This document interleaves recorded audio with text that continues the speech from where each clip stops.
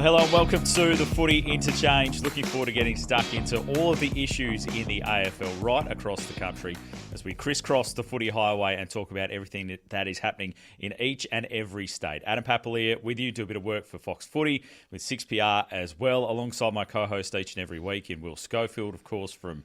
I'm not actually going to list all the places, to be honest. Where am I from? The podcast would be over by the time we got through them all. Scully, welcome to you. It's just Will Schofield. He talks shit. Mate, good to be with you. Feeling like my voice has recovered. Sounding good, mate. I actually am keeping you busy by trying to find covers for me when I'm pulling out last minute. But yeah, good to be with you, mate. It is. We've got plenty to chat through today. So Drew Jones isn't with us today, so we're going to get stuck into a few of the Melbourne teams ourselves right off the top of the show. Looking forward to the Bunbury match this week. Going to talk about that a little bit later on. And as always, you can get involved with us and send us a question. But this week, Scully, best comment on YouTube. What do you got for us? When the tickets went on sale for the Bunbury match, all my friends and family were trying to get on there. So it's, you know what happens with... Yeah, when you're trying to get on the ticket. Yeah, it cost me $27,000 to lose the 2015 grand final. Yeah, exactly. You're all trying to get tickets. Anyway, there's a surplus of requirements. So I've got some extra tickets to the North Melbourne Eagles game in I thought Bunbury. You'd get them for free. Like being the mayor of Busselton, I thought they'd just go, Paps can have some. Not quite there yet. But we've got some extra ones. So I've got a couple of tickets to give away today to the North Melbourne and Eagles game in Bunbury. So if you're not in WA and you can jump on a flight quickly and you win them, you're more than welcome. But if flights are not included. No, flights are definitely not included. Disclaimer, absolutely.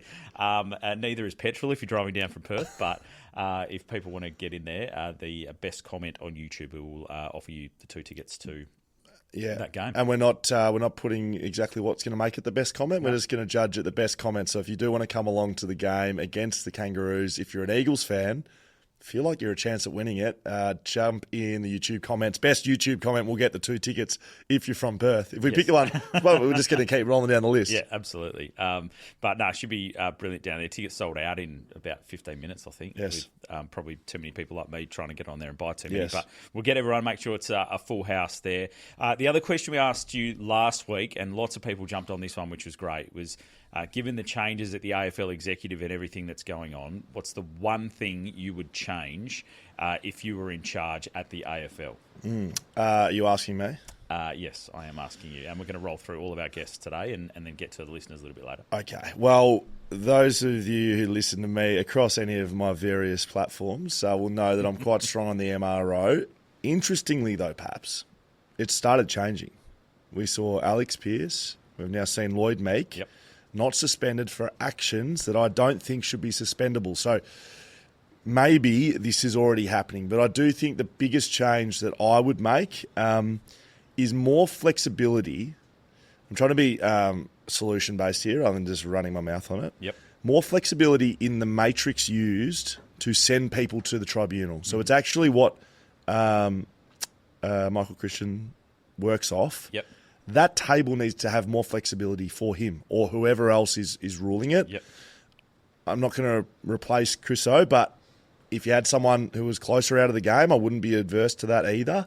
But more flexibility. So when you just by using your eye, if you look at an incident and think that's not something we need to get out of our game, there'd be flexibility that it doesn't get sent to the tribunal, because the frustration probably isn't as much with the tribunal as it is with the MRO and the matrix use. So more flexibility, create a situation where the action's punished, not the outcome. And Michael Christian's hands have been tied at times because of that matrix, that he's had to actually put the grading that he has on it. Then it goes through the whole tribunal process, and then the player has to argue whether they get off that charge or not. So you're saying instead of just intentional and careless, maybe add another grading in there which might be accidental or incidental? Well, you could actually bring more precedent into it as well. So right now, they don't use precedent at that level. They use it at the tribunal level. It's like, okay, we saw this 3 weeks ago. It was graded 0 weeks. Or we saw this 3 weeks ago. We actually graded it 3 weeks, and it went to the tribunal and it got 0. Yep. So we had the same incident as Alex Pearce. Yep. It just gets 0 off the top. Right now, there's no precedent used at that level. I think if it did, then we'd see less frustration from the public. So it's not just the matrix. It's adding layers that allow flexibility for that person, whoever it is, to judge it from like footy actions. Yep. It can't be black and white. All right, I like it. So that's Scoey's one thing he would change, and I'm only asking for one right now. I was going to say, do we get one from the master? I've got a long list of things that most people probably don't care about, but really irk me. Can I see if I can guess a couple? One is insufficient intent. Yeah, I'm not so tough on Advantage that one. rule. There you go. There's one, definitely, the advantage rule. Simple fix, don't blow the whistle when you pay a free kick until you know if the play needs to stop or not. Right. Just call advantage like every other sport in the world verbally and then bring it back if you need to, rather than everyone stopping once the whistle goes and then going, oh, actually keep playing. That's the one that annoys me. Right. Knowing. I suppose it works, doesn't it? Well, it works in every other sport. So Yes. in the round ball game, in football, Yes. the referee just lets the play continue, and then if it's not advantage to that team, they bring it back. Union jumps to my mind. You hear them call it, penalty, advantage. You hear them calling it. Yep. All players won't be able to hear it, though. It's the only thing. No, but so you just let the play go. Okay. And then if there's no advantage, Hey. if there's no advantage to the teams going, I'm not calling the advantage. bring it back. Is that your number one? I reckon it probably is. It's grinding my gears for a long time, Scully. I like it when you get fired The up. thing that annoys me is when the whistle blows and 3/4 of the players stop to play to the whistle, which is what you're taught to do, and maybe one or two people keep going, and then they just waltz through a bunch of players. Then the umpire goes, "Oh yeah, keep going." It's getting worse. It feels like it's getting worse. Like there's bigger stops now. Yeah. And almost like longer time to play advantage. Yeah. And like literally everyone's stopped and they're 20 metres away. They pick the ball up as advantage players. Yeah, I got really annoyed about it a couple of years ago and put a video together on on socials. Like a strongly worded all letter. of these ones, lined up and showed how ridiculous it is. So that's probably my number one, very closely followed by fair compensation for father, son, and academy picks, and teams having to pay the right price for that. What I hope for is father son says the same. One of my kids is good at footy, and you and I still do a media together. We might break the internet. Jeez, it'll be good. We'll go back and forth. I reckon it might be Sid. I'll get Sid in here, right? And you're going to look at him in the eyes, tell him why you won't let him play for West Coast. That's not what I'm saying, know. Scully. That's not what I'm saying before you get me in trouble. I'm saying the clubs need to pay a fair price. If Sid's going to go number one, and West Coast have the 18th pick that year, they need to trade up a bit to get a bit closer to it. What about the romance? I get it, Scully. I get it. All right. Very good.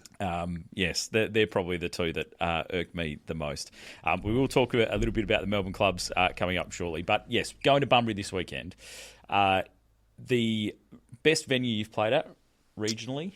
What's the most random place? I've pretty much played at every ground. I'm the opposite of Scott Pendlebury. I've played everywhere.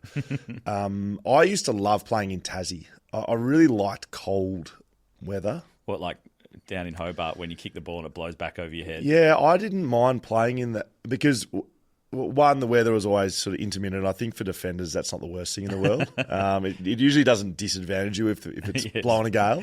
Key forward's not taking 10 marks that day. Yeah, and I was probably a player that liked to think that I could read the game better than probably my talent. Like I used to have to lean into, dark arts and which way the wind's blowing, like your starting positions. I used to be good at that. So when it wasn't perfect conditions, it was probably good for me. Yep. But the ground and the grass in Tassie is the best in the business. Like, because they don't play that much footy on them. Yep. So you used to walk out there and it was like a bowling green. Like it was unbelievable wherever it was. So I used to like both Hobart and Launceston. Plenty of rain, obviously, down in Tassie. And Yeah. good conditions for the turf down there. You would have played at some random venues like pre-season games and practice matches. And Well, I played a game in Mandurah. Played a game. That's not that random. No, because I played another 70 of those in the waffle. We played an AFL game at Joondalup before 2018. We got done by like 80 points by Freo. Yep. Which was weird for AFL.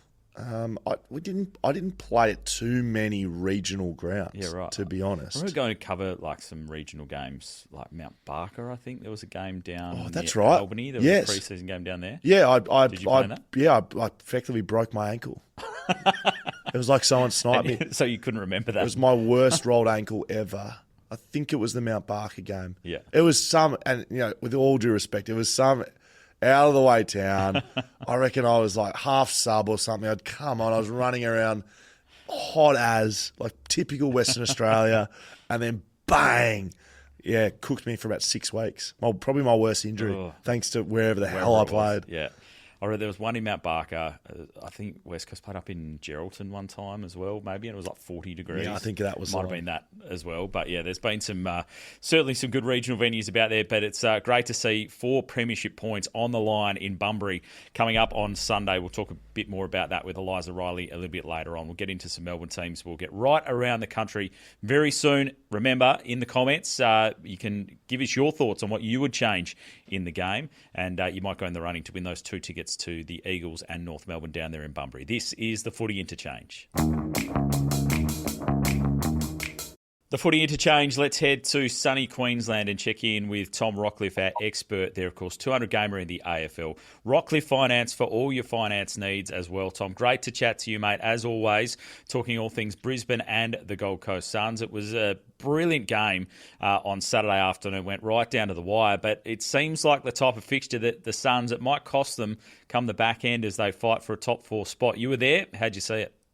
Yeah, they fought hard, but I mean, Fremantle jumped them early in that game, and you just worry that this game may come back to haunt them. They've got a tough sort of 4 or 5 weeks in front of them, no tougher than going down to Geelong this weekend to take on the Cats down there into a bye, Giants away, Melbourne at home, who are on the rise, and then I think it's Essendon away into a Collingwood home game. So it's a tough little setup for them. They probably earmarked this game back on their home deck, a good opportunity to cement their spot in the top 4, and unfortunately coughed it up against a Fremantle Dockers who they're back in form and look the goods. So a tough loss for the Gold Coast Suns, something that they'll probably learn from, but they'll be disappointed with how that game transpired. They didn't take their opportunities when they went inside 50, that the rain came, and you'd expect with their midfield and their like that they'd be able to out-hunt and out-tough Fremantle. Yes, Fremantle are tough in the contest in Sarong and Brayshaw and these guys, but it felt like the Gold Coast Suns had batted a little bit deeper, but they got found out somewhat, and they'll be disappointed with that. And yeah, you hope that it doesn't cost them that top 4 spot, but they're going to be fighting tooth and nail to stay in there now. It was. I'll just add one more in, Tommy. It was bucketing with rain on Saturday, and I know they try to get fans into the games there at Metricon Stadium a fair bit. I saw something on the TV I don't think I've ever seen at a game of footy before. I'm not sure. Was it you on the jetpack with the water blasters underneath your feet? They're just trying to keep the crowd entertained before the game. That was one of the craziest things I've ever seen. How was it? Gee, I'll tell you what, 12 months ago, they would have needed some seriously strong jetpacks to get me off the ground, but I could have gone out the back and done it. Yes, they do that very well, actually, the Gold Coast Suns. They always have entertainment out the back. It was the jetpacks on the weekend. They've got Ferris wheels and different things always there for the kids. They are trying to get people through the gates, but I mean, if you want to get people through the gates, you play games there, and that was only their 3rd game there for the year. So it bucketed with rain, and it certainly wasn't me, but they do that element really well. Dimmer Harvey looked like he was really disappointed to lose that. I think, like off the back of what you've just spoken about, their top 4 spot. Was he disappointed to lose to Freo, or just a home game that he knows he needs to keep knocking them off?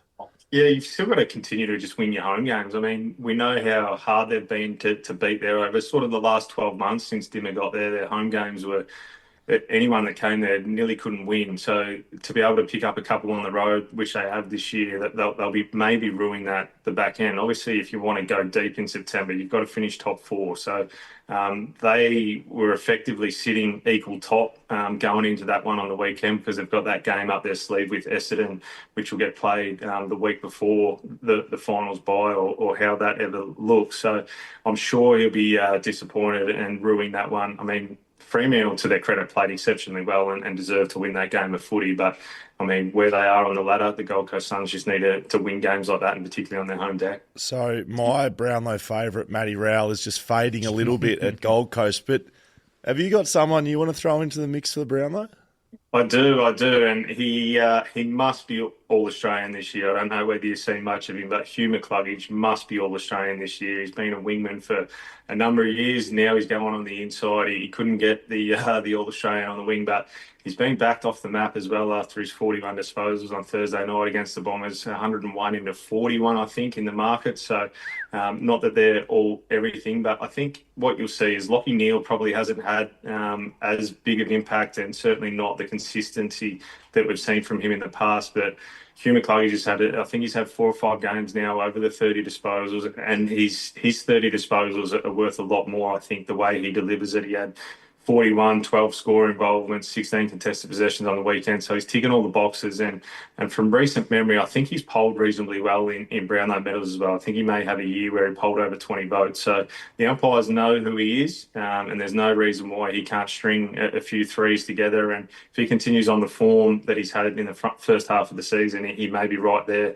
at the pointy end of the season in the Brownlow count. Yeah, I think he and Jai Caldwell just shook hands at the start of the game. They just went in separate directions and just went and racked up the pill, which was good to watch. But, I mean, Brisbane, it was a real scare for them against the Bombers. We've talked about it for a few weeks. They're not quite at their best form. They keep getting some wins, though. Massive game this week. How do you think they'll go heading across to Adelaide to take on the Crows? Big game. Yeah. I mean, we're blessed finally that we get a really good Thursday and Friday night, don't we? We've got the Dogs and the Hawks Thursday night, into the Crows and the Lions on Friday night. I think it's a really, really good contest, this one. They seem to match up really well over the last couple of years. I think they've had a draw and maybe Brisbane by a few points last year up here. So they match up really well, these two teams, the Crows and the Lions. I think Brisbane will be okay.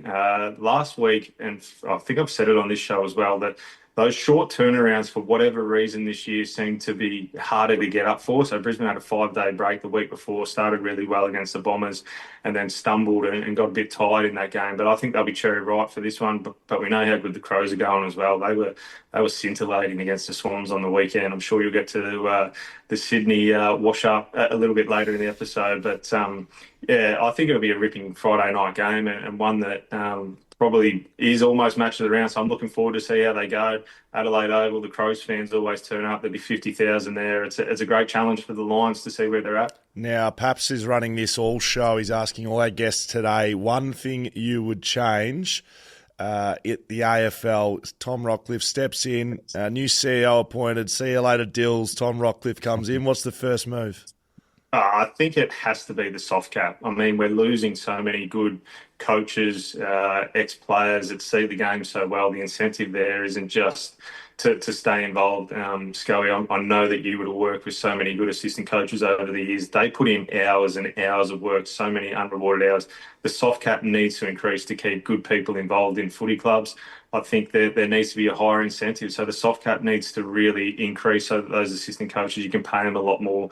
The amount of work they do, I mean, senior coaches work really hard and they do a lot different, but the hands-on of the assistant coaches, development coaches, so important to guys coming into the system, but also continual improvement. So I think the soft cap needs to increase and increase considerably. Yeah, that's a good one. CEO 1 week and then get that changed, and then the next week you sign up as an assistant coach at the Brisbane Lions and just ride through. I wouldn't have thought. I don't think there's enough to pay me to go and do that. I enjoy working 2 hours a day like you blokes. Yeah, very good. Rockliff Finance, if anyone needs it as well. Tom, as always, mate, great to chat to you. Thank you. Thanks, gents. Tom Rockliff there with the latest in footy in Queensland. The Footy Interchange, let's chat all things West Australian football right now as we cross to Eliza Reilly from Code Sports, and who joins us right now. Like a few in the media, Scully, just taking a little mid-season break. We've hit the halfway point. It'd be nice, I reckon. Kane Corns, Eliza Reilly, list goes on. All the way from Singapore. Eliza, welcome to you. Thanks, guys. And I can just hear the pool whistle's gone off, which means a lightning storm is rolling through. So I'm quite glad to be up in the room rather than around the pool. But, you know, beggars can't be choosers. Well, enjoy it. You work very hard. So enjoy a couple of days off. And you're still working whilst you're on holiday, which shows your commitment to this program and also to your job. And Harley Reid, I think clearly the speculation's been ongoing for so long. But is there some more news coming out or more speculation that he might be leaning towards possibly staying now? Yeah, well, Tom Morris spoke about this morning on radio, I believe, and sort of said it feels like there's a shift in the Harley camp and the West Coast camp in that it seems to be he's leaning towards staying at the Eagles. And obviously the club's put a whole heap of contract offers in front of him, giving him that flexibility to make a decision on his future, whether it's in the short, medium or long term. But it feels like he is starting to take a real warming to seeing his future at the club, at least for a few more years beyond that initial 3-year contract he obviously signed when he was drafted. And just little signs, little hints, like on the last week, he was sort of on that club podcast, not quite as good as BackChat back in the heyday, but Coast to Coast, I think it's called these days. And he seemed to be really jovial, enjoying his time with his teammates. They stitched up Liam Baker with a prank call, asking him to pay his fines, stuff like that. It just seems like there is a feeling that he's genuinely happy at West Coast. And we know that Connors Sports stable do like to try and extend their clients for at least a few more years beyond that initial deal before they do explore a potential return back to their home. And it certainly feels like, Harley is enjoying his footy again after a pretty interrupted pre-season. For what it's worth, and I've said this a number of times, Harley Reid's going to get paid wherever he is. Like, you get paid in Melbourne, you get paid here as well. I don't think he's going to be motivated by money. He's going to be motivated by how competitive the club is. So I don't think it would be a coincidence that competitive, consistent effort from West Coast over the last 6 weeks starts to change the tune a little bit of anyone involved. It's like, there is a bit of future. There is a bit of hope. It's not a money thing, this decision, I would think. This is a can we win decision. And you spoke about it on radio as well afterwards about the goal celebrations, getting involved with his teammates, just looking at all those little visual cues. Yeah, well, footy, he's going to be a good player wherever he is. I'm just not buying into what picks are they going to get and what are they going to give up for him and what's he going to do. Right now, he's contracted, and I would say that says that he's more than likely staying until we hear something otherwise. So we'll keep pushing that from a West Coast point of view. They were pretty competitive here on the weekend. Eliza, what about Fremantle? Are they back? Are we talking flag mantle, or are we just sort of talking top 8? Maybe not flag mantle just yet, but they've certainly corrected that interstate record, which was haunting them a bit earlier in the year with those massive losses against Geelong, St Kilda, and a disappointing loss against the Demons. They've now flipped that in the past sort of 3 weeks and managed to go and beat the Giants at NG Stadium and then Gold Coast at Gold Coast on the weekend, which is a bloody tough ask in the way Gold Coast have been playing and protecting that fortress up there this season. So there's certainly that's been a big factor behind their resurgence. They're enjoying a bit of a bye now, and then we know that they spend the entire month of June at home at Optus Stadium. So that's a massive win for them to continue to build this into this season, and they're now back on the positive side of the win-loss ledger. And it's all because I reckon we've seen the shackles released a little bit, and they have been playing a bit quicker and with a bit more excitement. And you saw Bolton on the weekend, how electric he can be. He was worth every first-round pick the Dockers gave up to get him. So it is really exciting to see what they've managed to do with their season, and I think they're in a perfect position heading into this mid-season bye to attack the second half. Yeah, they're going well. And the footy this week heads regional in WA. Yeah, Bun Vegas. First ever game for premiership points in the Southwest. And I reckon we've spoken about this, I feel like, on this podcast this year, but it could be a genuine audition for WA to get a third AFL team based out of the Southwest. So speaking to a few people down there, they reckon that after that pre-season game between these two clubs, West Coast and North Melbourne, they reckon the Kangaroos sold 500 memberships off the back of that pre-season game alone in the southwest of WA. And we know that once tickets for this game went on sale, they've sold out within 18 minutes. So it's going to be a packed hands oval. They put in all structure and infrastructure to jam-pack more fans in. And it's going to be a fantastic atmosphere. And if West Coast can get the points on the weekend, well, that unfortunately doesn't quite justify North Melbourne's decision to take up this deal. But it's going to be really exciting for regional WA to see premiership points up for grabs down there this weekend. I know where all the tickets are. Paps has them all. Paps bought them all. Don't worry about that. He's dishing them out to families. Decided to give us a couple on the show. Cost price, absolutely. No scalping going on here. And if you want tickets to go, put a comment in the YouTube because Paps has given some away today. Some away today, absolutely. Eliza's, I cannot wait. Absolutely. Third team in the Southwest, bring it on. I'll be moving back home if that's the case. One last thing, Eliza, I'm asking everyone today. One thing you'd change in the AFL if you were in charge?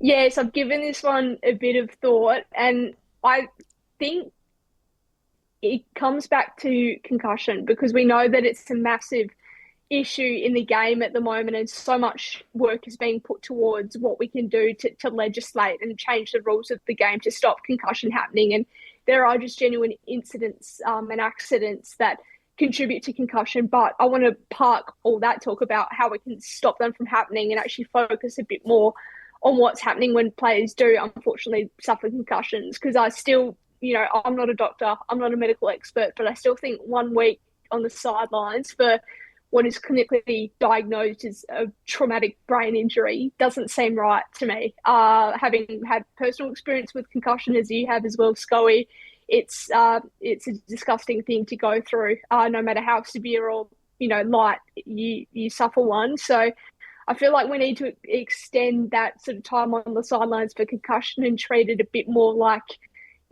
a soft tissue injury, which we know is a minimum 2 or 3 weeks on the sidelines. And by consequence, I'll chuck one more in there for you. Extend the AFLW season to 17 rounds. I like it, Eliza. I expected nothing less than a considered, intelligent and reasonable idea from you. We'll let you get back to the pool. Enjoy Singapore. Thank you very much. Thanks, guys. Eliza Reilly there with all the latest footy news out of the West. The Footy Interchange, let's head across to New South Wales and have a chat to Cal Sinclair. And Cal, kick it off talking about your old mob, the Sydney Swans. You were there broadcasting that game on the weekend. It was a very, very tough watch. It certainly was. I think the comments made from the Adelaide camp that they were a rebel was honestly correct. And it's pretty hard to say that as a former player, but commentating the game, I think we were chatting off air. It was actually really hard, I guess, not to, give the listeners negative feedback about how the game was going, not to take anything away from Adelaide. And as we've kind of focused on them, their forward half at the moment, I'd say, is the best in the competition. Those small forwards in Reilly, Keys and Isaac Rankin, when the ball hits the ground, I don't think there's a more electrifying forward bunch of players than those guys in the league. But the Swans, they're in a world of hurt at the moment. A lot of, I guess, ill discipline displayed out in the field. There's a lot of free kicks given against. So Dean Cox will probably be scratching his head this week. There was rumours of, I guess, a 6 a.m. session, which would only be, I guess, call it, 7 or 8 hours after that performance. So, I'm not too sure how that would have gone down with the playing group. What beat should we talking? Like, that's straight out of the John Worsfold playbook. There's a fair bit going on out of the John Worsfold playbook. The double 2K at the start of the year, John Worsfold. The 6 a.m.er, John Worsfold. It turned into a 5 a.m. the next day when someone forgot to come. What beach were they at? You said like know. It's interesting. I don't know how much of a punishment it would be in Sydney, checking out the sunrise down at Bondi Beach. I think a few of the boys would have brought their surfboards and their boogie boards and thought, oh, wow, this is actually, we might get a few waves in with not much of a crowd. But look, I've done a handful of those 6 a.m. sessions over my career. They're not enjoyable, but I've never done one post-game, which is a very rare request, I think, from the senior team there at the Sydney Swans. But yeah, they've obviously think that it's warranted. Not sure whether or not they galvanise the group too much these days. I'm not sure about the impact, but anyway, I guess we'll see this week with how they respond. Yeah, I mean that's what the lever is. You're trying to pull something to change things around because not that it matters too much to the current group, but the 05 Premiership reunion was on. I saw some of those blokes floating around.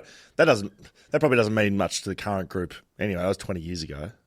Well, it's quite interesting, actually. I think the fans are witnessing it. The fans were absolutely loving it. They were giving a standing ovation at halftime, and particularly that 05 group were absolutely loving it. But I just thought it was an interesting kind of Dan Cox would have played against that team in 2005 and would have been severely heartbroken. And he's now having to be the one to, I guess, orchestrate, some emotive response of the team to trying to, I guess, channel that 05 team. So it's a bit of an unusual one to, I guess, be part of for Dean. But look, probably not the greatest night for the Swans considering the occasion of the reunion. But these things do happen. But they're certainly in a bit of a deep hole now. So it'll just be interesting to see how they kind of handle the remainder of the year. They've got players to come back into the team, but as it stands, it might be too little too late. The Giants, switching across to them, they got the win on the weekend, a big comeback in the last quarter, but clearly all the talk being about Cal Ward and going down with that knee injury, but then just the ability of him to put that to the side and go and chat to the group at three-quarter time. That was one of the great things, I think, to see on the footy field.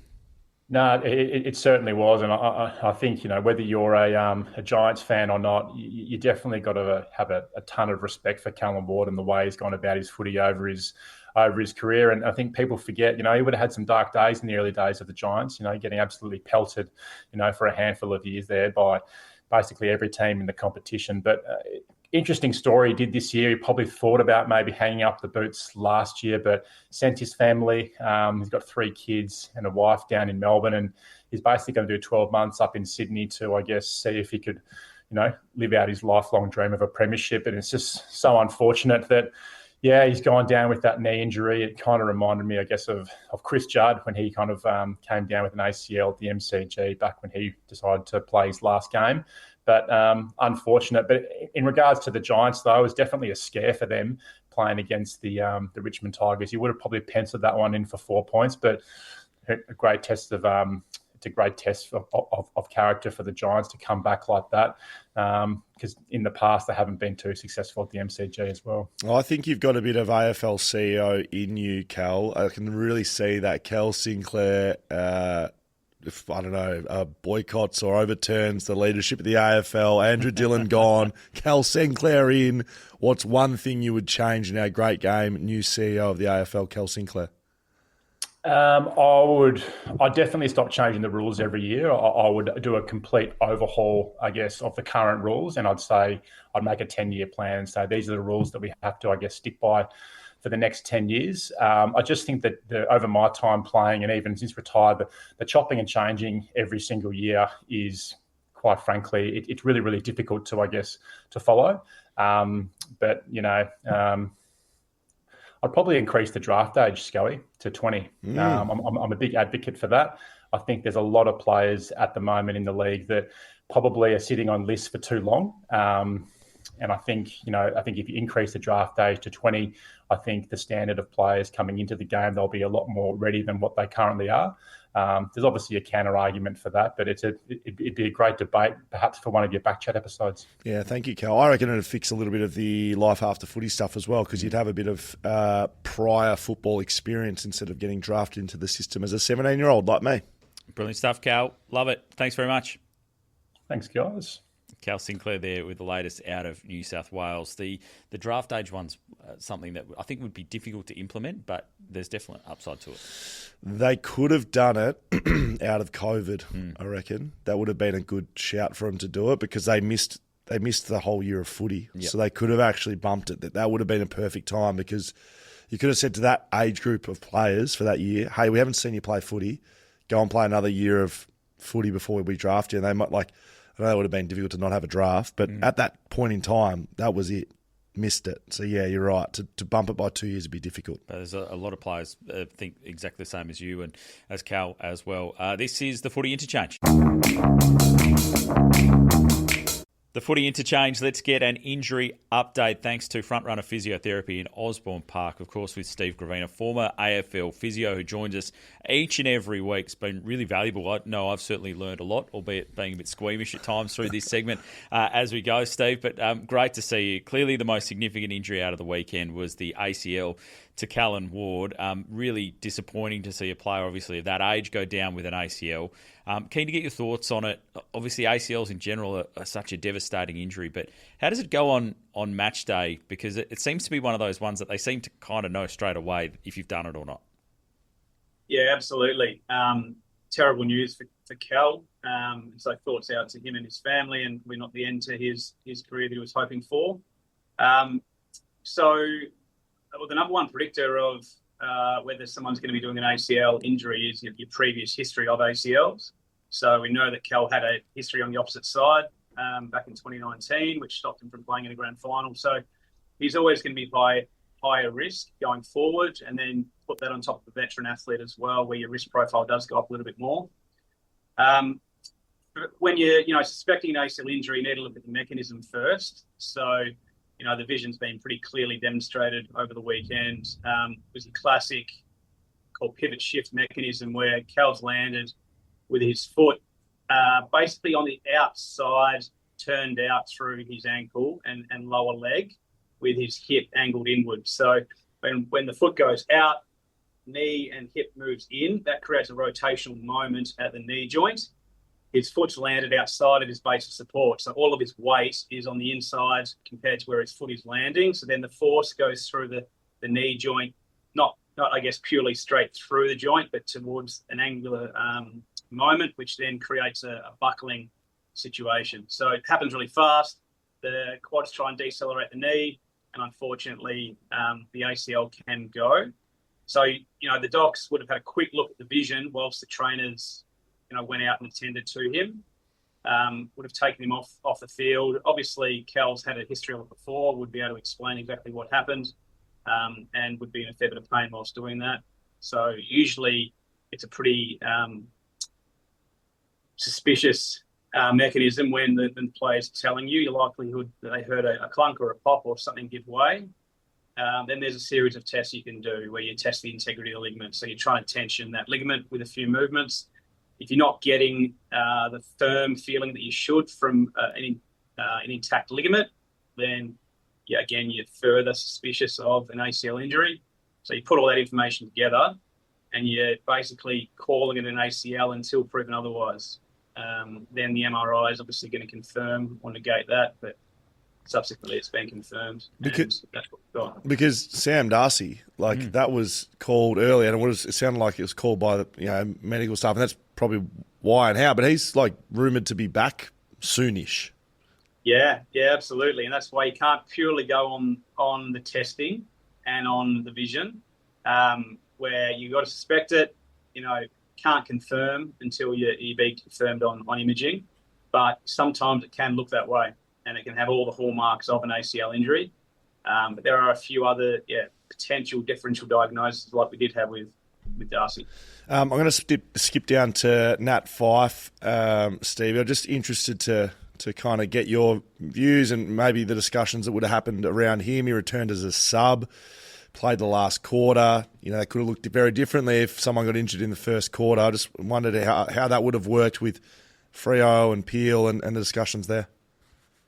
Yeah, certainly a roll of the dice decision made there, which went in their favour. So having the luxury to bring that on in the last quarter when the speed of the game is taken out of it to a degree, and only having Nat having to survive 30 minutes of footy is best case scenario. So midway through the season, early on, Nat came back through the waffle, which was a different approach. Clearly didn't go the way that they'd planned on it, with an injury occurring then. So trying something different, if it comes off and you can play reduced minutes in that controlled setting, then perfect. But if an injury did come on early in the game, like you mentioned, then it becomes a very different scenario. You would have had to really carefully manage his minutes throughout the game and potentially manage others as well and hang them out there a little bit longer. But I guess what it means for now, next week there's a bye for Freo and for Peel, so there's no game minutes to be played. So Nat's going to have to train pretty hard to keep up the conditioning that he's been able to generate from the weekend's game and use it as a continual build. Really hard to replicate, game speed and intensity and the mental demands of the game on the weekend, but he's a pro and they've been doing it for years. So you'd hope they can, give him a fairly good blowout. But on the other side, he'll probably have to, come either as a sub again or on heavily reduced minutes when they play after bye. The super sub, the reverse Andrew Gaff. Yeah, that's it. Pretty handy sub to have. Yeah, correct. Steve, we've been asking everyone today if there's one thing you could change in the game, what would it be? From an injury perspective for you as a physio, is there anything you think that could really improve?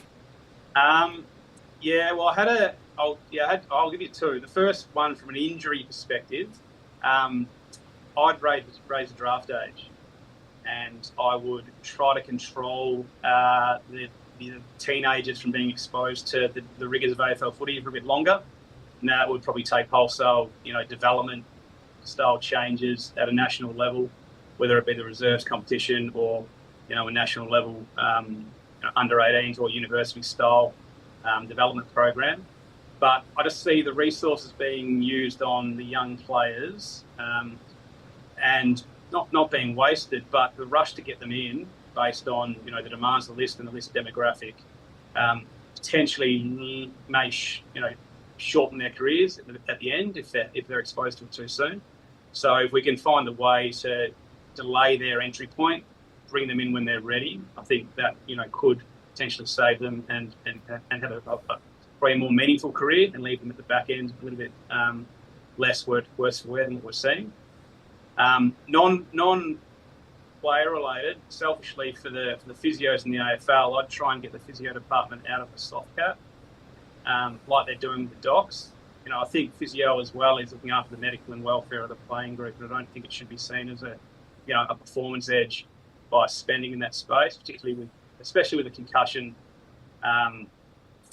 attention that we need to be putting into. I just don't think that the resources there at the clubs to manage these players as well as they probably could be in best practice. So yeah, that would be my other area to improve. Selfishly for the physios out there. I like that. There's been a bit of self-interest in some of these answers, to be Front runner physiotherapy, now the sole provider for the West Coast Eagles and Fremantle Dockers. Go forward. I think the first point you made as well, like both extremely valid, but the first point is really interesting. I hadn't heard that before in terms of players being able to be a little bit better at the back end. Maybe something we'll explore in coming weeks as well, Steve. Always great to chat to you, mate. Thank you so much. Thanks, guys. Steve Gravina there from Front Runner Physiotherapy, soon to be outside the soft cap of this podcast as well. You're listening to the Footy Interchange. The Footy Interchange as we head to South Australia. Sim Thomas-Wilson from the Adelaide Advertiser and from Code Sports joins us there with all the latest out of the City of Churches. And Sim, a massive blockbuster coming your way on Friday night. Yep, we've got Crows v Brisbane Friday night, Adelaide Oval. Crows coming off probably one of the better wins of Matthew Nix's tenure there over Sydney. I know Sydney were bad, a rabble some would say, but they absolutely dominated Sydney and really kind of I guess established that they could be a contender this year. And yeah, to come up against Brisbane, the reigning premiers, that's a chance to really ram it home. And I guess the interesting thing regarding the Crows is Brisbane's probably been the team they've tried to emulate for a couple of years in terms of their rebuild. Like I think they've been pretty open in saying they've tried to, they looked at what Brisbane did when they rose up the ladder and tried to pretty much copy it, and they're doing it now. Yeah, it's interesting, isn't it? Because I don't know how many people outside of Adelaide really gave Adelaide a proper chance. I know there was proper belief in South Australia, but yeah, gee, they've got a list now. What's the mood like there? Like, are Crows fans massively up and about, thinking we could actually be a flag? I think I saw them in the premiership window. I saw that put up right near the top. Yeah. I think they are now. I think if they win maybe one of the next two games, so they've got Hawthorn in Tassie the week after. Like, the lid's well and truly off. But yeah, I think they're actually now kind of and realising that they're going to make finals. So, I mean, yeah, they're going to make finals, first time since 2017, but they could do more. Like, they're looking that good at the moment. Their list is looking that strong. Like, their forward line is, looking hard to stop. Yeah, I reckon there's a lot of excitement around Crows fans. Since the buys have been in place, it's usually a time that, at least when I experienced it, the coaches went away, they studied what was working, what wasn't, and then they present it to the playing group and they say, all right, this is what we've been doing well and this is what we need to get better at. Port Adelaide, they've just had their buy. What are they looking at in that? What have they done well? What do they need to get better at? And is there going to be any change? Like, can they bounce back, or are they done for the year? Yeah, I think, we'll find out pretty quickly because their run is that hard. So if they lose a couple of games quickly, the next two or three, they're probably done. But yeah, they had Ollie Wines yesterday, so they pretty much had a mid-season, like a huge review of the game plan, especially after the Fremantle game. So I guess around why it hasn't been working, maybe some of the work that individuals can do to actually get it going. I mean, we haven't really seen their forward line actually work so far because Jack Lacoste just played one, meant to be the big recruit, played one game, then a couple of minutes of the second game and did his knee, and he's out for 2 more weeks because his knee's fine, but he's actually got a sore back. So he's probably out for 2 more weeks there. But I think Port Adelaide, I reckon they've drilled really down into it and actually why it isn't working in, I guess, attack, defence, and especially their midfield, because for a team that's got such good midfield, it's been absolutely blown out of the water recently. So I think we'll find out pretty quickly if they can actually salvage this season. Yeah, really intriguing game against the Giants coming up away. Sim, great to chat to you as always, mate. Thank you. What's he changing? Actually, sorry, you're right. I almost went too far. No, calm down. Need to know what Adelaide's doing. It. What's in South Australia? But for you, Sim, if you could change one thing in the game, what would it be? I'll get rid of the sub and just have 5 on the interchange. Nice. Why? Everyone hates the sub. Players don't like it. Coaches don't like it. Fans don't like it. I find it a bit funny when people say, players shouldn't debut as a sub. Like you see in other sports, like, in soccer, some people might the only time they ever debut for the team is 1 minute off the bench towards the end of the game. But I think just players hate it, coaches hate it, and fans hate it. So yeah, get rid of it. Simple. Just get it done. Thanks, Sim. Appreciate it, mate. Thanks, guys. Sim Thomas Wilson there from the Adelaide Advertiser and from Code Sports. Are you a get rid of the sub person? I've got 5 on the bench for my boys at Aquinas, and I like it. It gives you a bit of extra flexibility. Like, so how the bench works now in the AFL, you'd have 7 backs, basically. You just run a rotation through the backs. You probably run 7 forwards with some flexibility with your high half forwards to go inside. And then you're running sort of 2 mids, maybe 1 ruck or mid, depending on tall, small. With a 5th, you can definitely have 1 forward, 1 back, and then you got 3 in the middle that really you can run 2 inside midfielders off your bench plus a flexible player. Like, it just instantly opens up a lot more flexibility.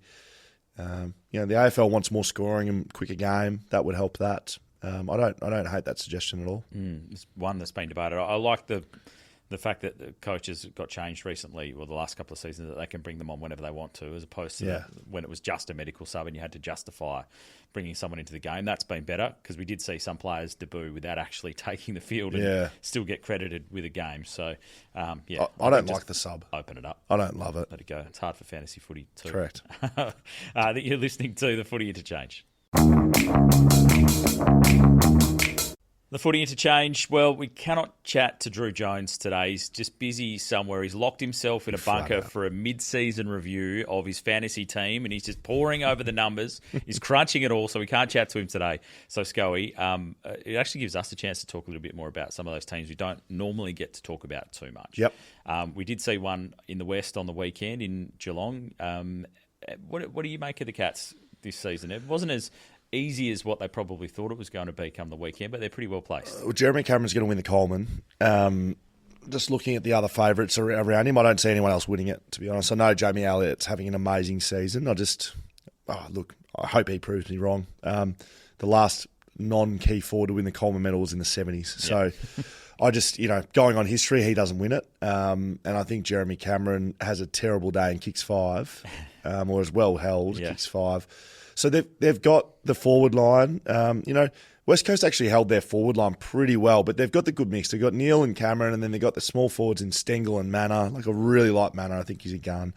But what they're doing around the middle part of the ground is different to any other club in the AFL.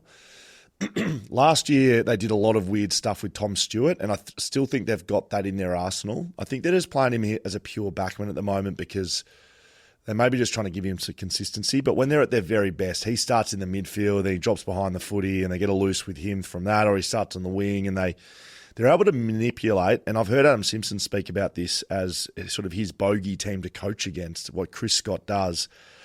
I don't necessarily think it's what Chris Scott does. It's what his players do. They're so well educated on their roles across the whole ground. So instead of just knowing, an inside mid role and a high half forward role, someone like a Brian Myers probably knows how to play half-back, wing, high half forward, low forward, like small forward, inside mid. And I've heard they play a system. Instead of, you're in this spot and this is your role for the day, they just say, Brian, you just go play footy. You know what system and structure we're trying to set up. Doesn't matter if it's you or if it's Manor or if it's Stengel, whoever's there, you're that guy for that moment, but it can switch 30 seconds later. I don't think any other club is doing that in the AFL, which makes them a wild card. It doesn't make them the very best, but it means any given day, if they get that right, clubs can't handle it. But again, they're probably a footy club that if you get your pressure right against them, then they can go, they can get done pretty easily. So I think they're going really well from what we saw. That whole system allows Bailey Smith to do what he does. I guarantee they just say to him, just run around. Mm-hmm. Just run around, get the ball, work whatever opponent you have on you to the ground, and we'll cover you. And they do that through their wings, their halfbacks, their high half forwards. Mark Blitzarves plays a big part in it because he can play everywhere, including the ruck. I just think they're just doing stuff that no one else does. Yeah, Max Holmes' running power as well is incredible, the way he's able to run and carry the footy, and the metres gained for Geelong too. So they're a team that's right in the mix. A team we thought was right in the mix at the start of the season is Hawthorn. I know you've been big on them in recent weeks, and you, sorry to remind you, thought that they were going to go on a big run. They've dropped the last couple. They're really struggling right now. What's been the big fall away, you think, for Hawthorn? I was really surprised there was no bounce back from the 2 weeks before. 36 tackles, poor effort on that side of the game, and I thought it was mouth guards in, sort your shit out. It wasn't. The next week they had 38 tackles against Collingwood. They've played two really good sides, but even before that, I don't think we thought they were going. The only positive is they have won games of footy. They're in the 8 right now. So if you're going to be going poorly, that's where you want to sit. You want to be sitting in the 8. They've won 7 games, so they're not going terribly. They're just, I guess, not up to expectation. So that's really interesting thing with expectation and reality with different sides. If you take all of that out, all right, your first sentence, we thought they were premiership favourites. If you just took that out and, Hawthorn's year this year, they've won 7 games. It's not awful. It's just the pressure comes on when you expect a side to be a lot better than they are. So maybe expectations were wrong. Maybe reality is they're somewhere from 5th to 8th. And Sam Mitchell, to his credit, said that the whole way through, even at the start when they were winning games, that they weren't actually playing that well. And as the season goes on, you sort of look at the wins and losses and who they've beaten, who are now where they're sitting on the table, and the ladder doesn't lie ultimately. No.